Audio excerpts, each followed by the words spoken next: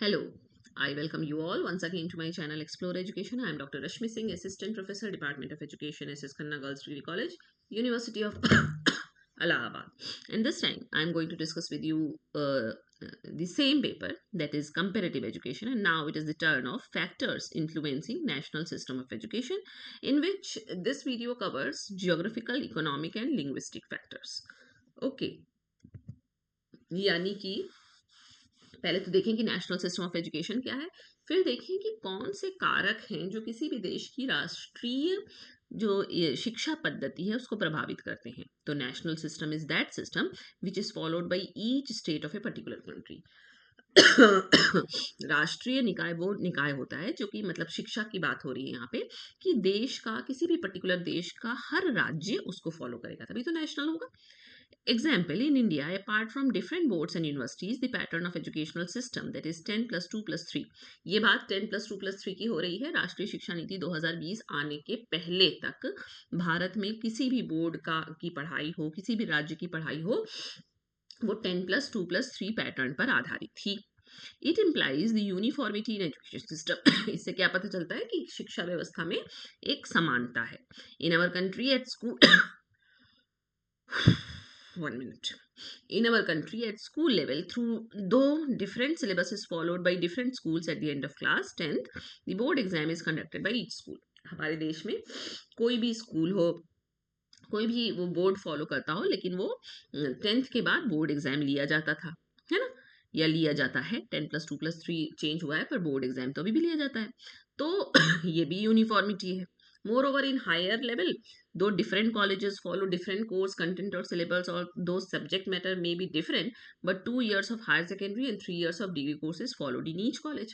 हर जगह किसी भी बोर्ड की पढ़ाई हो रही हो, किसी भी कोर्स करिकुलम की बात हो रही हो, लेकिन 10 के बाद 2 साल का हायर सेकेंडरी और 3 साल का ग्रेजुएशन हर जगह चल रहा था, है ना।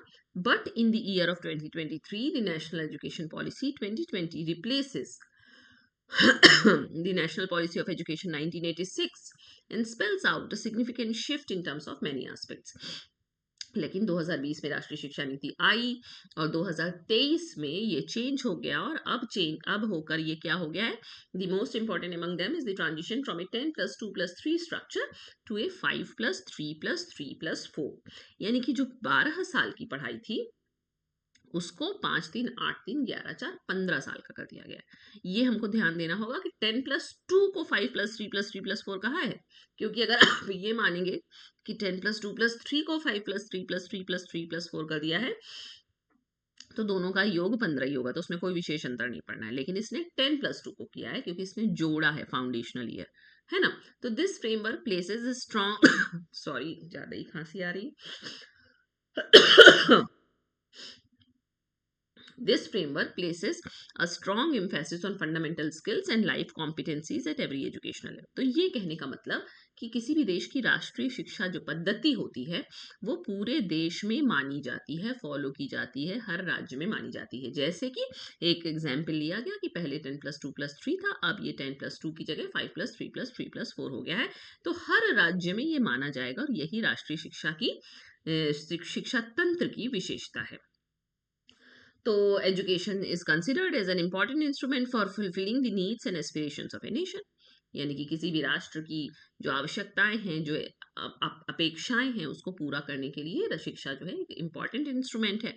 National system of education is that system which is in accordance with national needs and aspirations. और जो नेशनल सिस्टम होता है एजुकेशन का, वो किसी भी सिस्टम का, वो उस राष्ट्र की आवश्यकताओं के हिसाब से ही बनाया जाता है। National system of education is needed to provide equality of opportunity irrespective of any consideration. इसलिए भी जरूरी है ताकि हम सबको शिक्षा के समान अवसर दे सके। It implies that up to a given level all students irrespective of caste, creed, location और gender have access to education of a comparable quality. ये सारी बातें हो गई।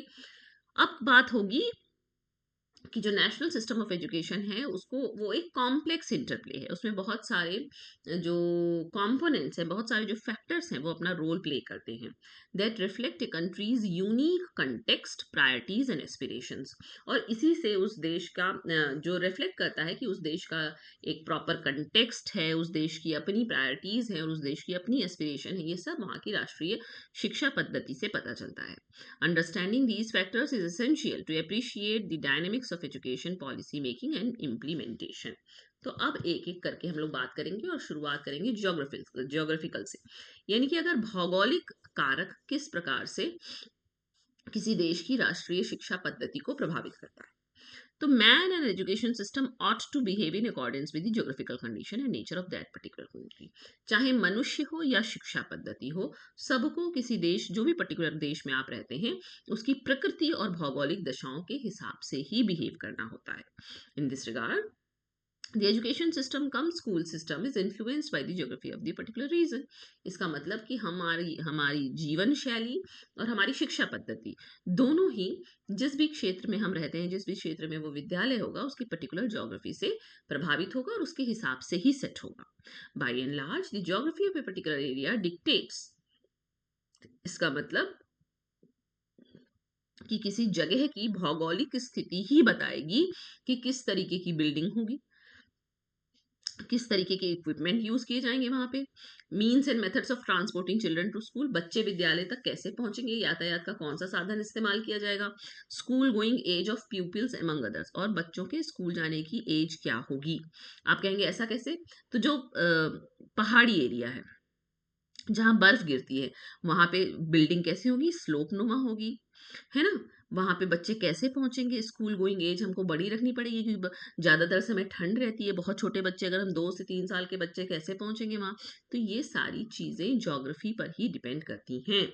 However, there are three major geographical aspects. वो कह रहा है कि 3 जो भौगोलिक एस्पेक्ट हैं वो किसी भी देश की शिक्षा व्यवस्था को सीधे सीधे प्रभावित करते हैं। कौन से हैं वो? क्लाइमेटिक कंडीशंस, वातावरणीय दशा, पर्यावरणीय दशा क्या है, तो इसके हिसाब से क्या तय होगा, इसके हिसाब से तय होगा कि स्कूल का शेड्यूल क्या होगा, पढ़ाएंगे क्या, फिजिकल स्ट्रक्चर क्या होगा। पॉपुलेशन डिस्ट्रीब्यूशन, यानी कि अर्बन है कि रूरल है, ये पता चलेगा। और लैंड कॉन्फ़िगरेशन, इससे पता चलेगा कि इंफ्रास्ट्रक्चर हम क्या रखें स्कूल का और वहां तक बच्चे पहुंचेंगे कैसे। तो ये 3 एस्पेक्ट ज्योग्राफी के हैं जो शिक्षा को प्रभावित करते हैं: climatic conditions, population distribution and land configuration. ठीक है। In regard to climatic conditions, they influence the system of education in terms of content of education depend on the continental climate. Temperatures also affect the time at which schools can reasonably begin in the morning and when they end. ये भी depend करेगा कि वहाँ temperature कैसा रहता है, ये तय करेगा कि स्कूल सवेरे चलेगा कि दोपहर में चलेगा कि शाम को चलेगा। Climatic conditions also influence the education system in relation to the time of variations, है ना। तो क्लाइमेटिक कंडीशन के हिसाब से आपके स्कूल आवर सेट होते हैं, आपके वेकेशन का टाइम सेट होता है ना। Especially in areas with extreme temperature, जहाँ पे कुछ विशेष महीनों में अगर बहुत ज़्यादा गर्मी या बहुत ज़्यादा ठंड है तो स्कूल बंद करना पड़ेगा। ये आपके करिकुलम को भी प्रभावित करता है कि आपको क्या पढ़ाया जाएगा, है ना। और physical design of school building को भी प्रभावित करता है क्लाइमेटिक कंडीशन। पॉपुलेशन डिस्ट्रीब्यूशन कैसे प्रभावित करता है? Creates a divide between urban and rural areas, यानी कि शहरी और ग्रामीण क्षेत्रों में ये एक रेखा खींचता है। With urban areas often having more resources and facilities than their rural counterparts. Generally विश्व में कहीं भी देखा जाए तो यही होता है कि जो शहरी जगहों पे स्कूल्स हैं उनके पास रिसोर्सेज ज़्यादा हैं, फैसिलिटीज़ ज़्यादा हैं, बजाय कि ग्रामीण क्षेत्रों के। ये प्लेसमेंट ऑफ स्कूल तय करता है कि कहाँ हम स्कूल बनाएं, है ना। साइज ऑफ स्कूल क्या हो, क्लास साइज क्या हो, ये सब पॉपुलेशन डिस्ट्रीब्यूशन पर डिपेंड करता है। और land configuration determines the feasibility and cost of building infrastructure like roads and schools. ये तय होगा कि कैसी रोड बनेगी, स्कूल कहाँ बनेगा, है ना, किस विधि बच्चे पहुंचेंगे वहां पे। हम्म ये सब लैंड कॉन्फ़िगरेशन के हिसाब से सेट किया जाता है। अब इकोनॉमिक फैक्टर, अब इकोनॉमिक फैक्टर में क्या आएगा कि वो देश शिक्षा पर कितना खर्चा करता है। Economic factors like Nations wealth and funding level, nation के पास कितना धन है, वो कितना फंडिंग कर सकता है शिक्षा को, गवर्नमेंट एंड इंडिविजुअल इनकम कितनी है, economic policy significantly influence it's education system by determining the availability of resources, क्योंकि इसी से तय होगा कि कितना संसाधन स्कूल को मिलेगा, क्वालिटी ऑफ इंफ्रास्ट्रक्चर क्या होगा, ओवरऑल स्कोप और डायरेक्शन क्या होगा करिकुलम का। A strong economy allows for greater investment in education. आप धनी देश के निवासी हैं तो वहाँ पे शिक्षा पे ज़्यादा निवेश किया जाएगा, leading to more developed and well funded system, जिससे बढ़िया आपको स्कूल मिलेगा, बढ़िया इंफ्रास्ट्रक्चर मिलेगा, क्वालिटी पढ़ाई मिलेगी। While a weak economy results in more basic systems and limited opportunity, लेकिन जहाँ पे इकोनॉमी कमज़ोर है वहाँ आपको सिर्फ बेसिक अपॉर्चुनिटी ही मिलेगी, बेसिक इंफ्रास्ट्रक्चर ही मिलेगा। तो इसमें क्या क्या आएगा, government funding and revenue, a country's national income and the percentage of that income it allocates to education directly affect the quality and availability of schooling। कितना गवर्नमेंट फंडिंग दे रही है ये डायरेक्टली इम्पैक्ट करेगा कि कैसी पढ़ाई होगी। इकोनॉमिक हेल्थ कैसी है उस देश की, हाउस होल्ड इनकम क्या है, भाई हाउस होल्ड इनकम अगर ज़्यादा है तो हम बढ़िया स्कूल में बच्चे को पढ़ाएंगे, हम ज़्यादा फ़ी पे कर सकते हैं। हमारी हाउस होल्ड इनकम कम है तो हम पढ़ाएंगे ही नहीं, कहो, है ना।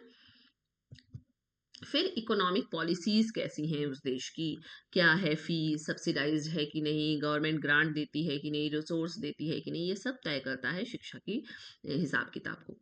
इकोनॉमिक गोल्स क्या हैं उस देश के, उसी हिसाब से करिकुलम सेट होगा।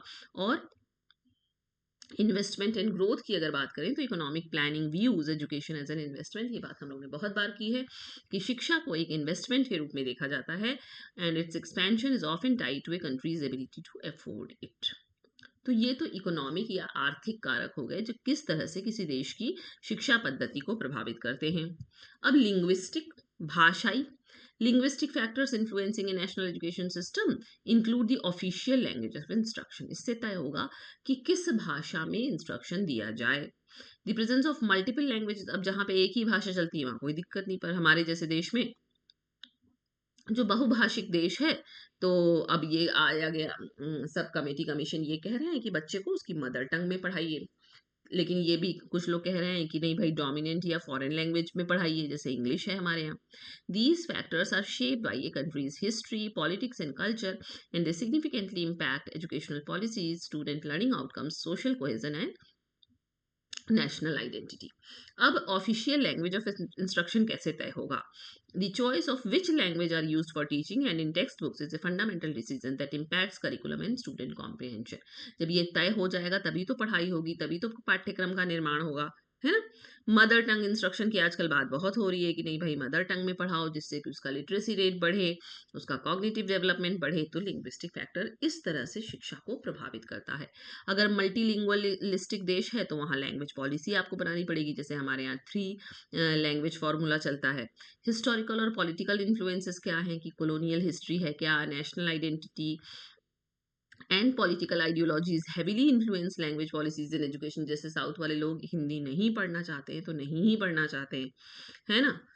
तो आज तक इसीलिए देश की ऑफिशियल लैंग्वेज ही नहीं कोई तय हो पाई है।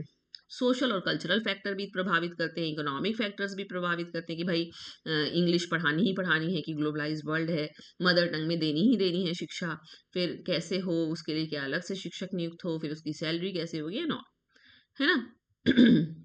और teacher training, the effectiveness of any linguistic policy depends on teacher's ability to implement it. भाई पढ़ाएगा कौन, शिक्षक, तो पहले आप उसको उस भाषा में ट्रेन कीजिए जिस भाषा में आप पढ़वाना चाहते हैं। तो ये सारी चीज़ें जो है वो किसी भी देश की शिक्षा व्यवस्था को प्रभावित करते हैं। इसमें से बात क्या हुई, geographical and economic and linguistic. अभी भी कुछ रह गए हैं जिनके बारे में बात होगी। ये किस मेन हेडिंग के अंतर्गत आ रहा है, factors affecting national system of education. Okay, so thank you and don't forget to like and subscribe my channel, Explore Education.